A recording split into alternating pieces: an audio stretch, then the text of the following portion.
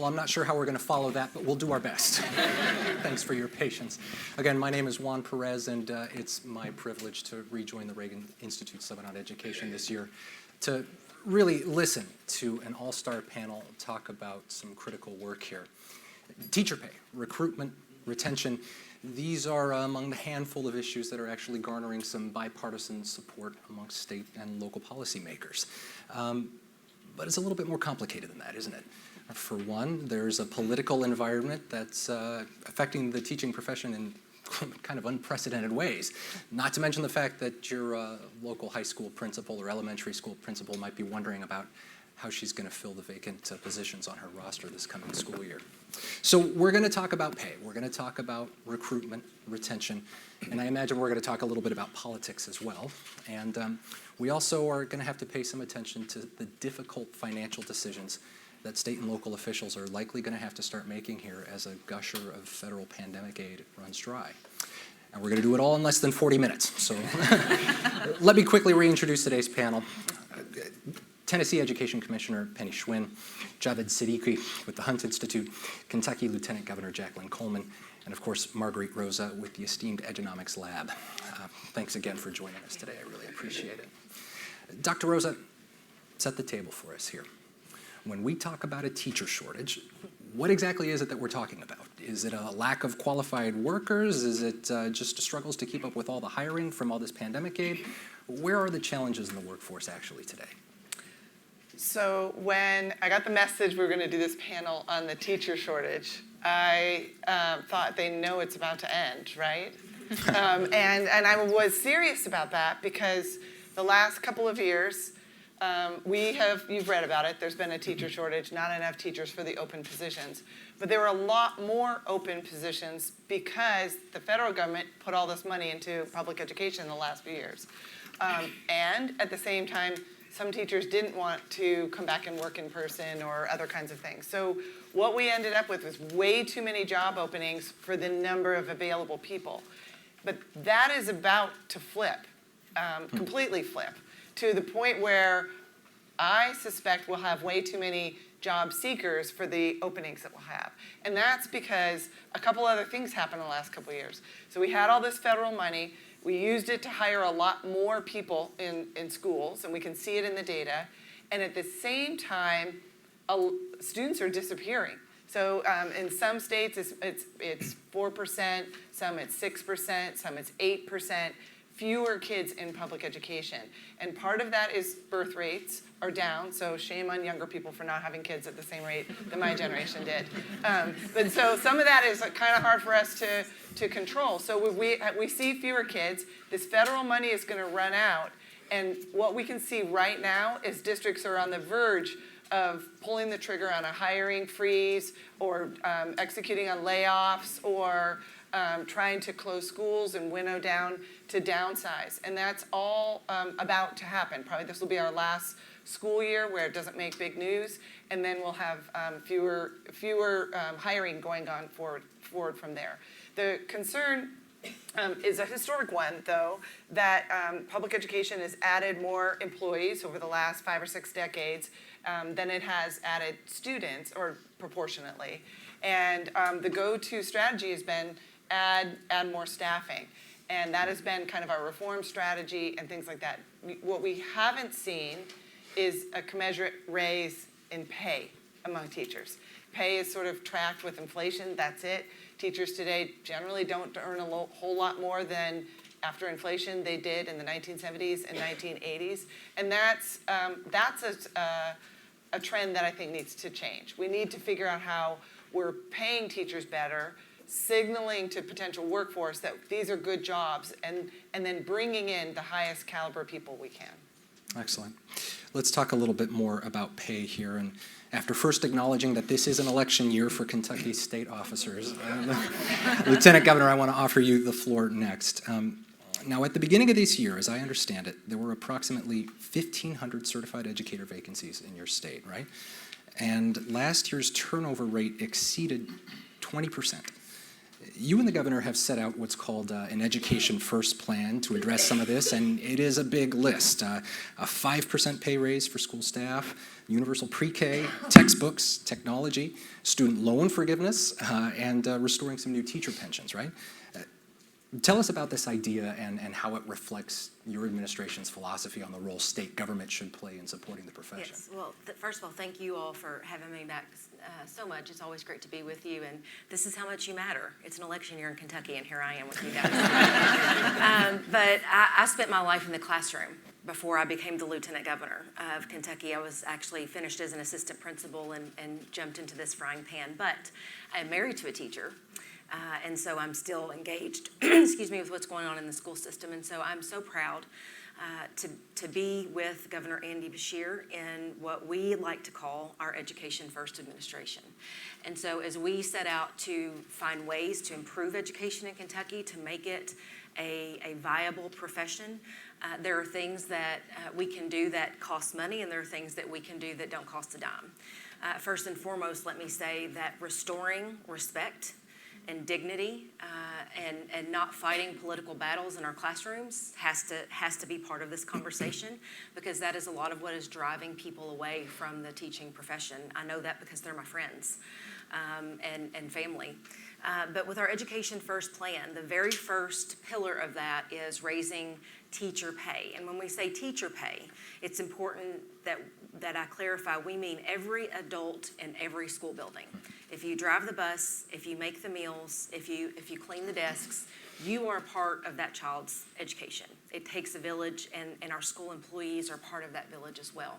Universal pre-K is the biggest, best investment that we can make for Kentucky families. And our goal is to make sure that every 4-year-old in Kentucky has access to universal pre-K. And I'll give DC a shout out while we're here, but DC did this, and the workforce participation rate increased 10%. And that's a number that we're all very focused on. So helping folks to get back into the workforce by making childcare and early education a priority is really important. The other piece of this, too, when it comes to teacher pay is student loan forgiveness. You know, I have a lot of teacher friends who are working second jobs on the weekends, and they're having a hard time making ends meet. They're also still paying off their student loans, which prevents them from being able to save for their own children's education while spending their own money on school supplies for everyone else's kids, right? So this cycle continues. And so there's so many ways that we can work to support the education profession. And again, some of them cost money and some of them don't.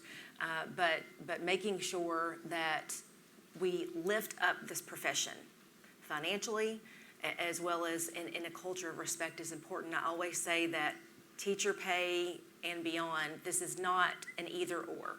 This is a yes and. Yes, we need to raise teacher pay, and here are all the other things that we can do also to make this profession better and good enough for our kids.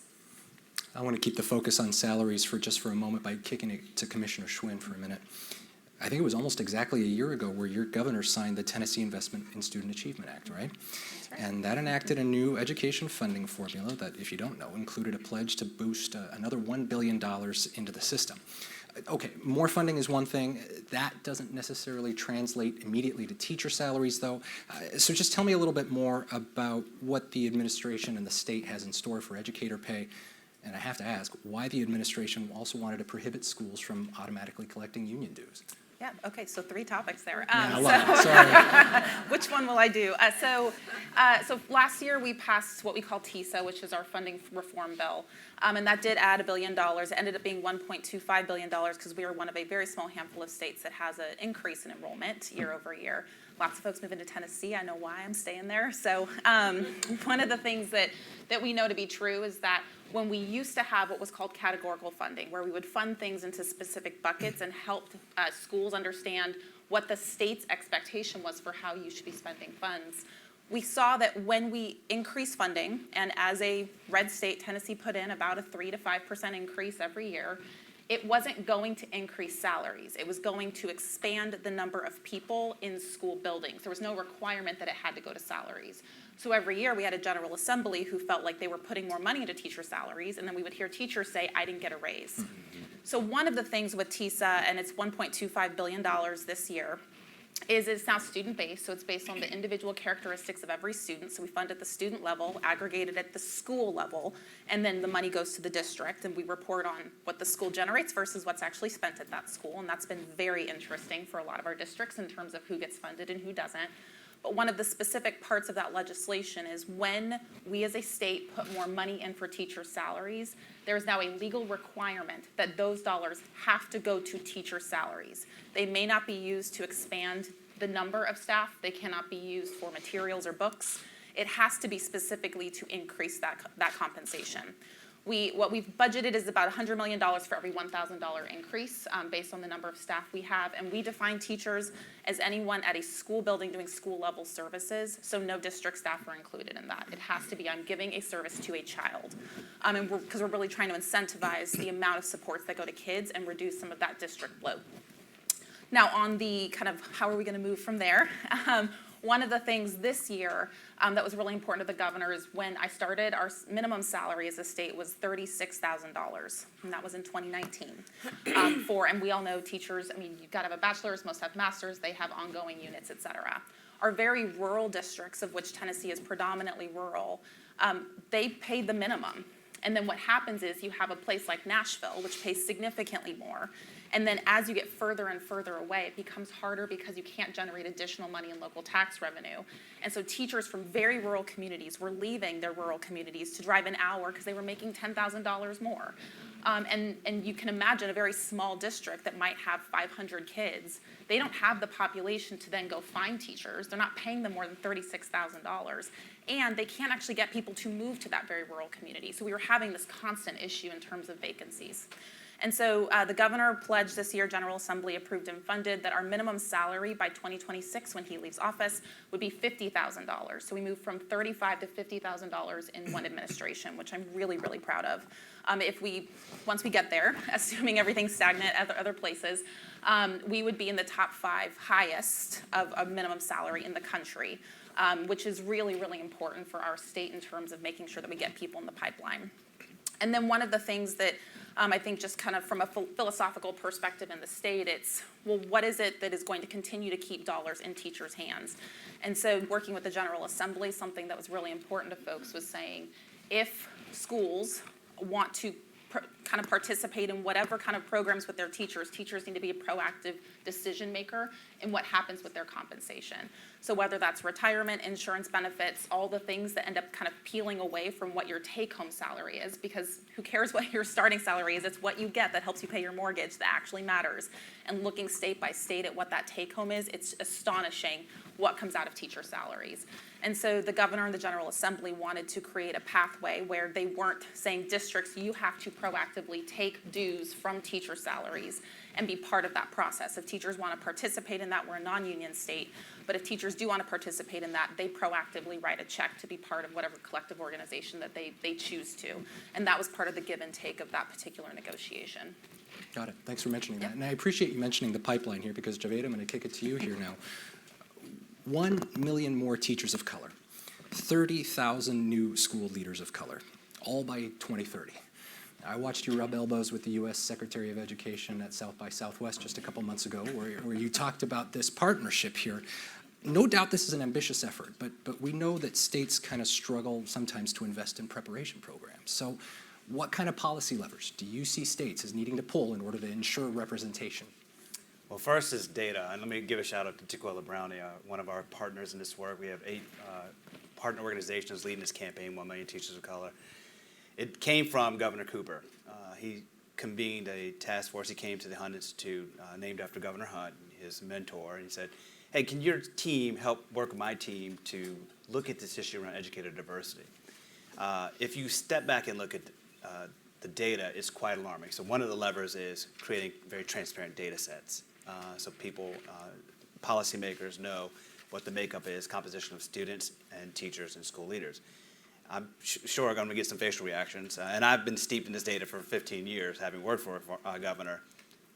54% of students in this country identify as young people of color.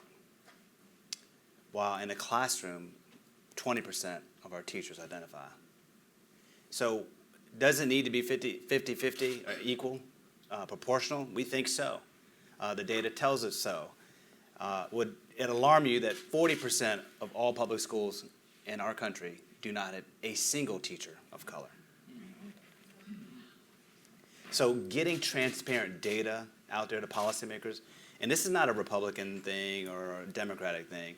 Our team was on with a legislator in a red Republican legislature in a red state today, talking about educator diversity. So data sets is probably the biggest thing we can do. And so we're working right now to really get this data out there. We've mined it, we have it, we just now to clean it up and make it presentable because, you know, lawmakers, they can't read anything beyond half page. So we're trying to distill it down. We're trying to distill it down right now to make it user-friendly.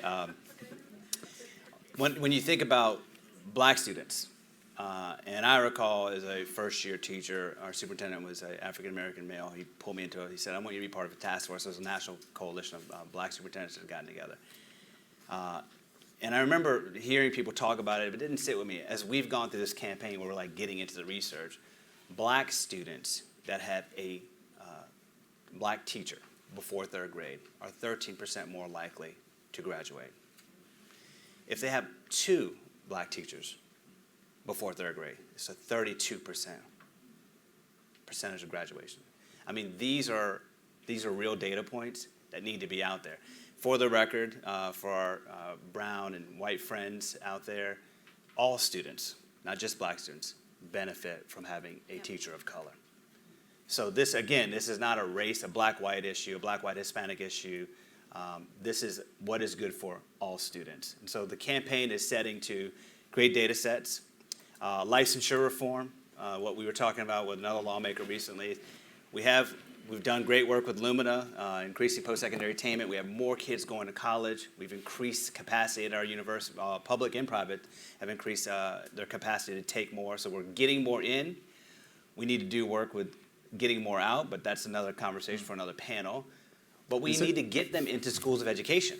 Yeah. So they're going into, we've increased admissions, we've increased acceptance, but they're not going into, our students of color are not going into schools of education. So educator prep programs, deans are going to be a key component of this. One of our partners, Men of Color in Education Leadership, composition of superintendents and deans of color, we know they have to be at the table. They have to be doing this work.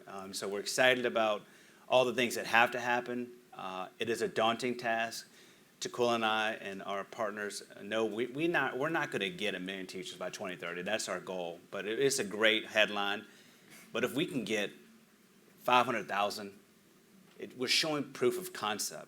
And so the last thing I'll say as I look at the time, Governor Stratton, who's one of our Hunt Cain fellows like Governor Coleman and Lieutenant Governor in Illinois, she allowed us to come to her state to create an educator diversity summit. So she brought together Black, Hispanic, AAPI, superintendents, deans, principals, and teachers, and lawmakers, Republicans and Democrats. And they hadn't heard this data. Not only are the lawmakers not seeing it, living with it, superintendents are not, by and large. Now, some are, and that's why they're leaders in this work, and they're probably engaged in this campaign. So this is going to be a collective effort. We're grateful for working with our friends at Whiteboard to help us build this campaign. Because we do need to get word of mouth we've generated it, but this is just the beginning. So the work is now in front of us, and I would obviously invite all of you to find our website and join us in this cause. Let me add Please. one thing about that. We were able in Kentucky to invest $1 million from workforce funds into diversifying the teacher workforce because that is a priority. And all the data points, all of the numbers point that this is the right decision to make. But also, this is about leading with our values, right? It's about making sure that, for most kids, one of the first leaders that they experience outside of their home is their teacher. So shouldn't every child get to see themselves in the leader in the front of their classroom, right? I mean, when you boil it down, that's what this is about. So I applaud you guys for that work. Thank you, Governor. Thank you. I have some follow-up questions for each of you, but I do want to open it up to everybody to jump in on some of this stuff. Marguerite, let me kick it to you first. What do you see as other promising strategies or practices when it comes to building out pipelines? What can you tell us about that? So I'm going to answer a different question. All right. There's at least I'm going to admit it. I'm going to say, first of all, I know I'm like the downer person saying that we're about to like potentially lay off a lot of teachers. Many of them are going to be teachers of color because those are the most recent entrants into our workforce. So as long as we have policies in place like last in, first out, the sort of seniority-based layoffs, we're going to, as we work to right-size our workforce or modify it in the states, the many states where we're going to see a shrinkage of the workforce, it's going to have a big negative impact on these attempts to diversify the workforce. The other thing I want to add is that we talk about it like it's a uniform pool of money and a uniform way to compensate teachers, and I think that is ignoring the data for decades that shows us that PE teachers don't leave, ceramic teachers don't leave. You know who leaves are math and science teachers and special ed teachers. And so as long as we continue to say that we have a uniform salary schedule that pays all teachers in the same way, we're going to constantly send our kids to 8th grade and say, sorry, you got a sub for math because we haven't been able to hire a math teacher right now.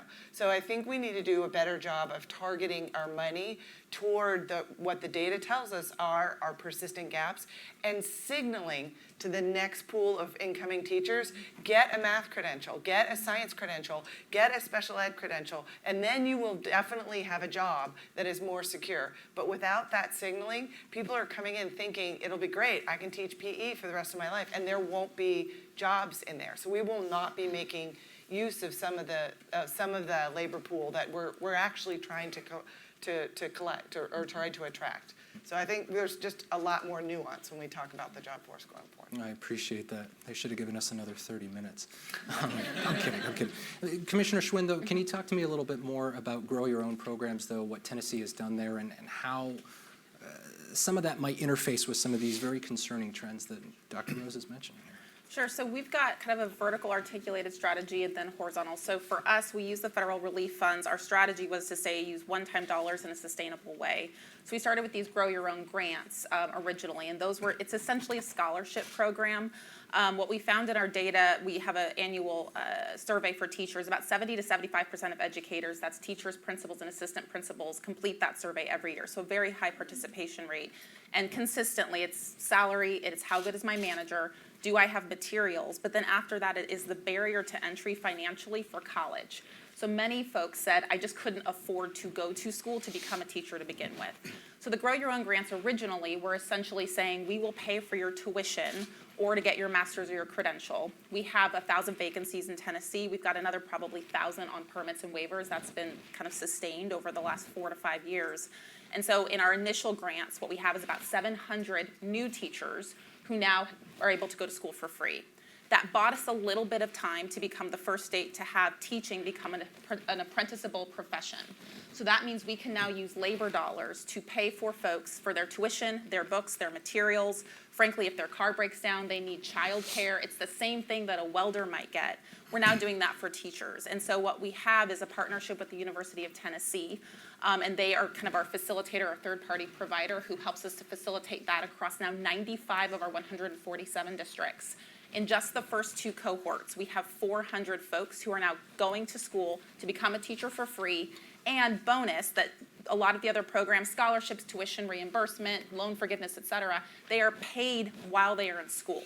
So there's no more, I'm a student teacher for free, but I can't pay my bills and I leave with debt. Exactly. I have no debt, and I can now support my family. So that bus driver, that cafeteria worker, who just, life happened and he or she could not afford to go to college because they had a mortgage or kids or whatever else, they're now getting a living wage as a paraprofessional that increases every single year, and they now get their BA or their master's degree and a credential. So that's really been a huge game changer for us.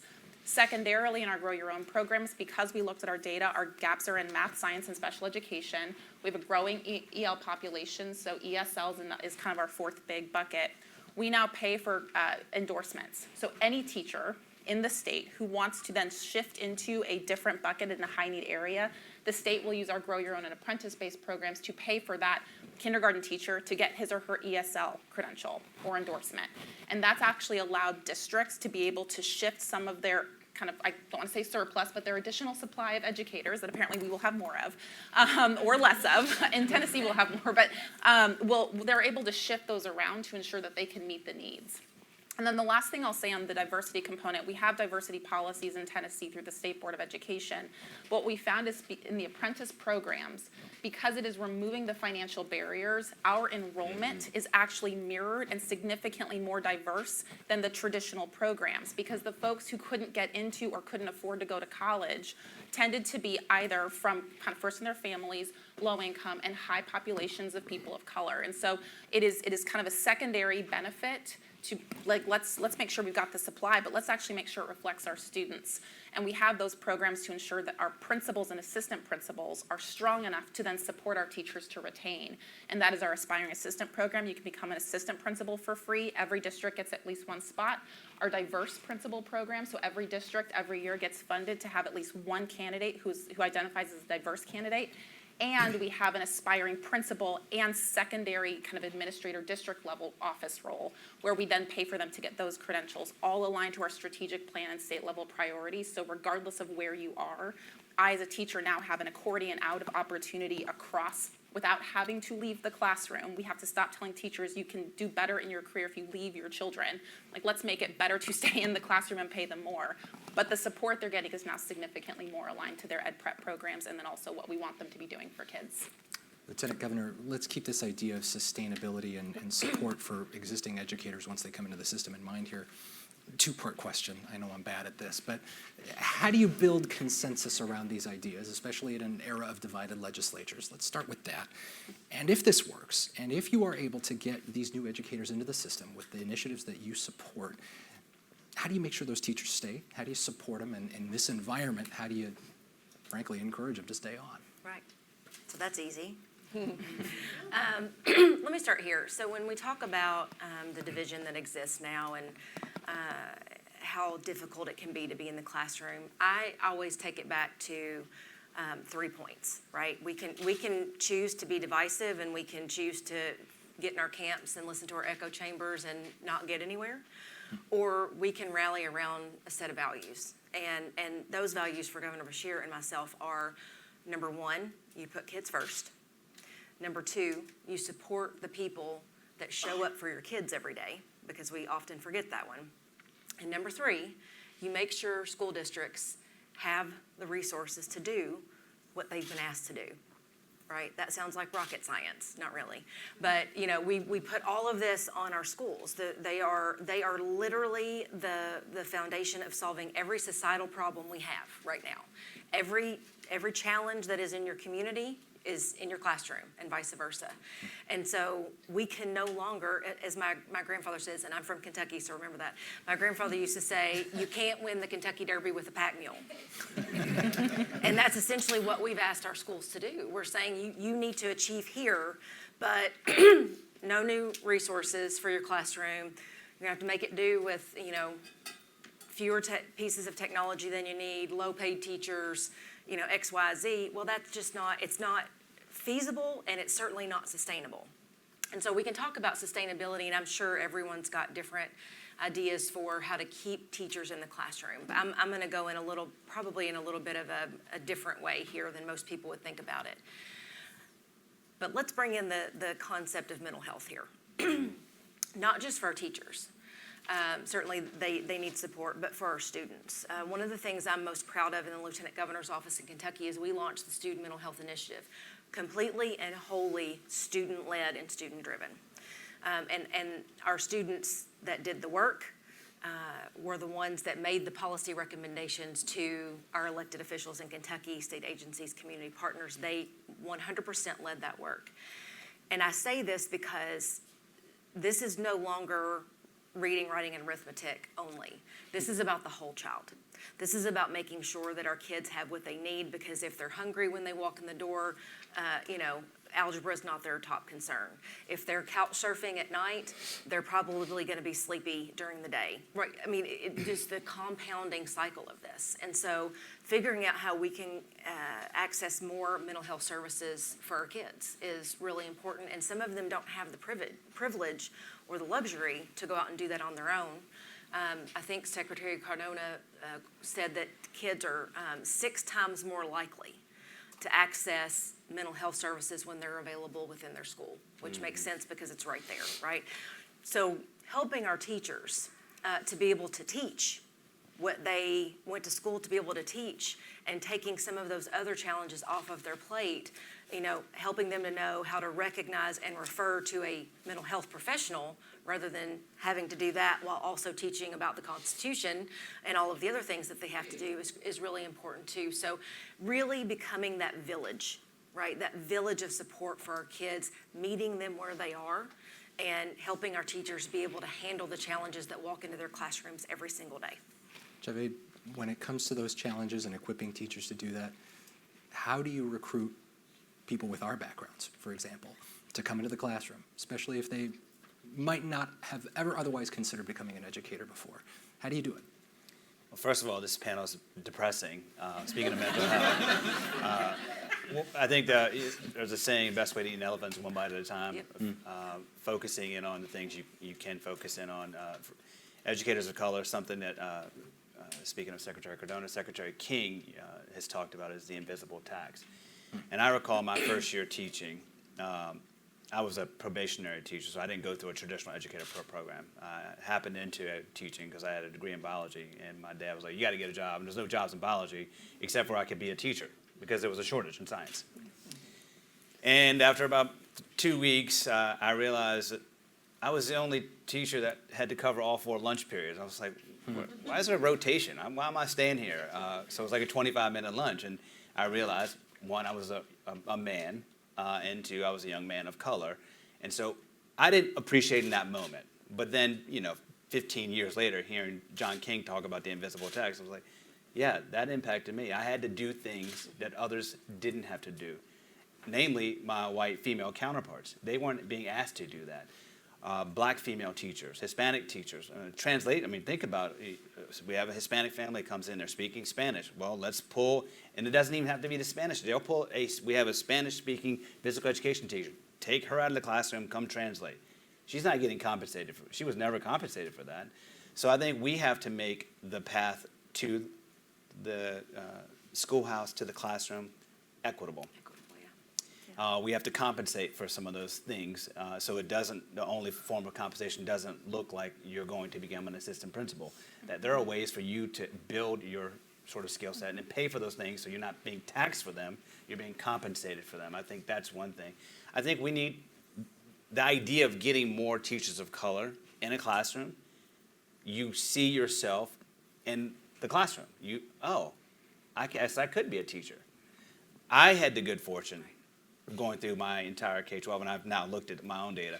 I had 12 teachers of color. All my teachers of color were black teachers. I didn't think it was a bad thing or a good thing. It was just a thing. They were just great teachers. But then when I tell you 40% of schools don't have a single teacher of color, I just happened to be in a community that embraced diversity. I went to one of those schools. And I grew up on a campus of an HBCU, so diversity was abound. Yeah. But I think we need to do better there. We talk inclusive curriculum comes up. It's being a hot topic now in our country. And what does that really look like? The best way to have to contextualize these things. If I were to poll you right now, how many of you read Mice and Men or 1984 or To Kill a Mockingbird? You all read that. And your parents read that. Your kids are probably reading it.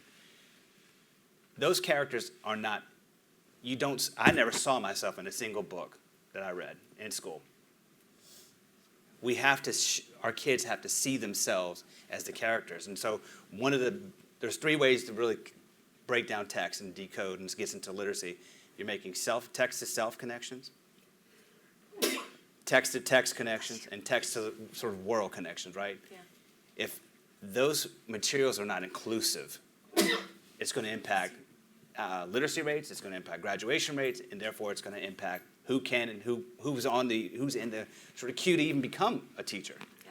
And so it's important, all these things, as the governor mentioned, there's so many compounding things out there. And for many years, we'd only been talking about pay. And pay is still a big deal. By the way, I think losing Penny is going to be a huge loss, not just for Tennessee, but for our country, because you have a female of color sitting at the top when most of these state leaders are not women, and certainly not people of color. And think about what she's done. If you would have not heard what state that was, nobody would have said that's Tennessee. Right. So this oftentimes becomes a Democrat-Republican thing. Penny and the governor have done some really great things within the legislature out there. And so her leaving is going to be a loss for many of us, and the field is going to feel it. And those are the things that worry me as I think about trying to solve this problem. That's why I said Tequila, because it's not just my problem, it's our problem. Let's try to wrap things up on a little bit of a brighter note, shall we? Thank you, Juan. And I know these are challenging conversations. I appreciate all of you for not shying away from that at all. But with the little bit of time that we have remaining here, I want each of you to at least offer one quick takeaway for our audience here. What's kind of top of mind, what should be top of mind for them as we think about this stuff? Marguerite, let me turn it to you first. I think we're turning to a period of trade-offs. So I don't know if this is going to be super cheerful, but I think when we think about like, all right, let's put more money into salaries, that is actually very bipartisan.